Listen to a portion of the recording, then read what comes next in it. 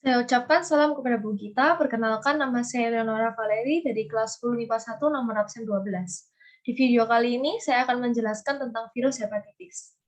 Hepatitis adalah peradangan pada organ hati atau liver. Hepatitis dapat disebabkan oleh infeksi virus atau karena penyakit lain seperti mengkonsumsi alkohol, obat-obatan tertentu, atau penyakit autoimun. Jika disebabkan oleh virus hepatitis, maka dapat ditularkan melalui udara, jarum suntik, makanan, minuman, air mengalir, transfusi darah, dan masih banyak lagi. Penyebab hepatitis ditandai dengan demam, nyeri sendi, nyeri perut bagian kanan tepatnya di liver, dan penyakit kuning. Hepatitis dapat bersifat akut, cepat dan tiba-tiba, dan kronis perlahan dan bertahap. Jika tidak langsung ditangani, dapat menyebabkan komplikasi diantaranya adalah gagal hati, sirosis, atau kanker hati. Hepatitis sendiri memiliki banyak varian dan jenis, terutama yang diinfeksi oleh virus. Ada 5 jenis virus hepatitis. Yang pertama yaitu hepatitis A, disebabkan oleh infeksi virus hepatitis A atau biasa disebut dengan HAV. Ditularkan melalui makanan atau minuman yang dikontaminasi, serta feses penderita.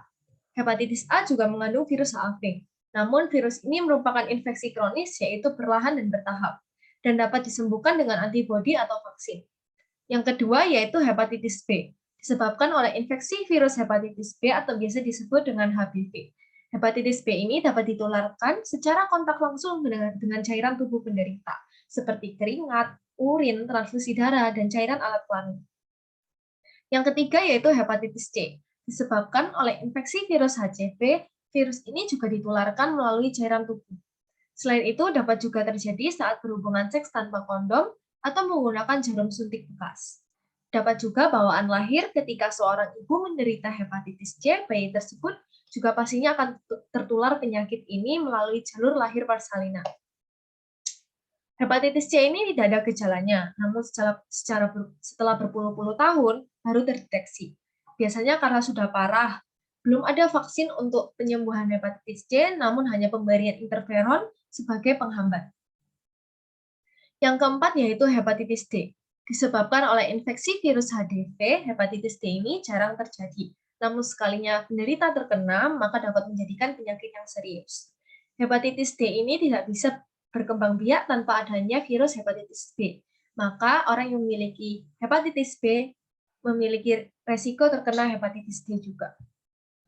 Yang kelima dan yang terakhir yaitu hepatitis E. Disebabkan oleh virus HIV, hepatitis E ini mudah menular pada lingkungan yang memiliki sanitasi yang buruk. Salah satunya melalui kontaminasi pada sumber air. Sekarang saya akan menjelaskan bentuk-bentuk virus dari hepatitis.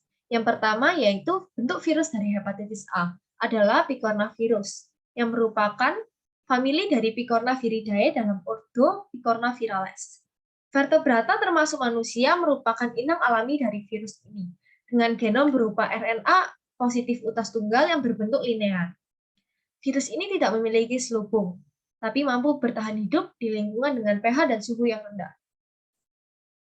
Yang kedua yaitu bentuk virus dari hepatitis B adalah hepatnavirus dan satu-satunya virus hepatitis yang memiliki genom berupa DNA. Hepatnavirus adalah virus DNA untai ganda spesies dari genus Orthohepatnavirus dan anggota dari famili virus Hepatnaviridae. Karakteristik virus ini adalah memiliki selubung dan bereplikasi melalui perantara RNA. Transmisi penyebaran virus ini adalah melalui cairan tubuh. Yang ketiga yaitu bentuk virus dari hepatitis C. Hepatitis C adalah anggota dari keluarga Flaviridae yang memiliki genom berupa RNA utas tunggal yang berbentuk linear. Virus ini memiliki selubung. Yang keempat yaitu bentuk virus dari hepatitis D. Memiliki karakteristik yang berbeda dengan virus hepatitis yang lainnya, serta memiliki ukuran yang sangat kecil. Yang terakhir yaitu bentuk virus dari hepatitis E, merupakan jenis virus RNA yang menjadi bagian dari kelompok Hepatnaviridae. Virus ini memiliki struktur dan genom yang serupa dengan norovirus.